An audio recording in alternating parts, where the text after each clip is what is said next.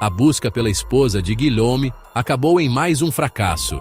Não havia vestígios, nenhum sinal de luta, apenas mais marcas de garras no chão, mais sangue seco, mas nenhuma evidência que explicasse o que realmente aconteceu.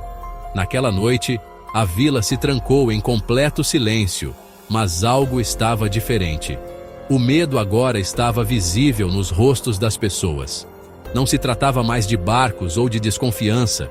O terror era real, e a presença da criatura parecia estar mais próxima, mais forte. E enquanto todos se preparavam para o que viria a seguir, um novo som, fraco e distante, chegou até os ouvidos dos moradores. Um som que parecia ser um sussurro, como se a floresta estivesse chamando, como se ela tivesse vida própria. Quando o primeiro raio de sol tocou o vilarejo naquela manhã, ele trouxe consigo algo mais do que a promessa de um novo dia. Um cheiro acre e metálico que pairava no ar, inconfundível. O fazendeiro André, já acostumado à rotina antes do amanhecer, sentiu o cheiro assim que saiu de casa. Seus passos, geralmente seguros, hesitaram ao se aproximar do celeiro, onde mantinha suas ovelhas. O cenário diante de seus olhos o fez recuar instintivamente. As ovelhas estavam espalhadas pelo chão de terra batida, dilaceradas. Não foi apenas um ataque de animal comum. Não tive sinais de mordidas ou de que algo tivesse sido alimentado delas. Eram cortes profundos, como se lâminas gigantescas tivessem passado por seus corpos. André olhou ao redor, procurando por alguma explicação. Mas o silêncio ao seu redor parecia zombar de sua inquietação. Ele notou então as marcas nas tábuas de madeira do celeiro. Garras, enormes, afiadas e profundas, como se uma criatura tivesse tentado entrar, mas não para comer. Era um ataque que parecia ser motivado por algo mais do que fome, talvez fúria, ou até mesmo algo mais sinistro. A notícia do massacre se deu rapidamente pelo vilarejo e os moradores se reuniram para olhar o celeiro. Alguns murmuravam sobre lobos, mas outros, ao verem as marcas, balançavam a cabeça em negação. Lobos não deixam sinais assim, não atacam sem se alimentar. O cheiro metálico de sangue parecia estar impregnado no ar, tornando-se uma presença constante. Mesmo depois que os corpos das ovelhas foram removidos, a sensação de algo terrível continuou pairando sobre o lugar. E então, começaram a surgir barcos.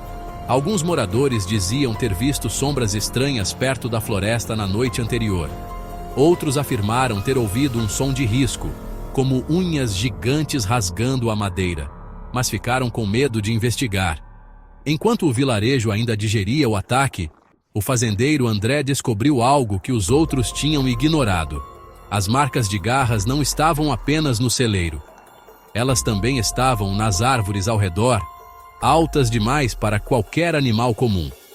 E nas árvores, ele notou algo ainda mais inquietante. Pedaços de tecido presos em galhos, como se algo ou alguém tivesse passado por ali com força descomunal.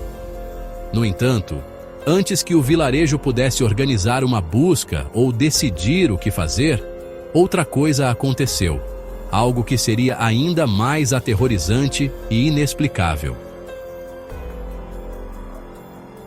O vilarejo, já sufocado pelo medo, foi abalado até suas raízes na noite em que duas crianças desapareceram. Amélie, de 6 anos, e Louis, de 8, eram vizinhos e costumavam brincar juntos mesmo depois do anoitecer, sob o olhar atento de suas mães. Mas naquela noite, um estranho silêncio tomou conta do pequeno campo onde costumavam correr. Quando as mães foram chamá-los, escutaram apenas o balançar das ervas altas ao vento. Nenhum som de risada, nenhuma resposta aos gritos desesperados de seus nomes. As crianças tinham desaparecido sem deixar qualquer vestígio, nem pegadas, nem sinais de luta. Apenas o vazio opressor que parecia crescer no vilarejo a cada dia. A notícia do sumiço se apresentou como fogo, e o pânico tomou conta. Pela primeira vez, o medo deu lugar à desconfiança, e vizinhos chegaram a acusar uns aos outros. Bruxaria, sussurravam alguns, olhando de soslaio para as famílias mais reclusas, ou para os idosos que moravam nas bordas da vila. Outros acreditavam que era uma criatura que rondava a floresta, agora mais ousada em seus ataques. Desesperados, os moradores chamaram o padre Etienne, da paróquia do condado vizinho, para abençoar as casas. O homem chegou ao amanhecer, trazendo consigo crucifixos, água benta e orações. Ele caminhava de porta em porta, aspergindo vitórias e murmurando palavras sagradas, enquanto os moradores olhavam com esperança e apreensão. Mas nem mesmo as vitórias pareciam surtir efeito. Naquela mesma noite, o uivo voltou a ecoar pela vila, mais próximo do que nunca, e um arrepio coletivo transportou os espinheiros.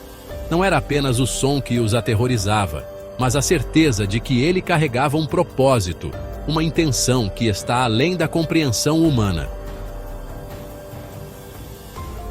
Enquanto isso, os pais das crianças desaparecidas se recusaram a abandonar a busca.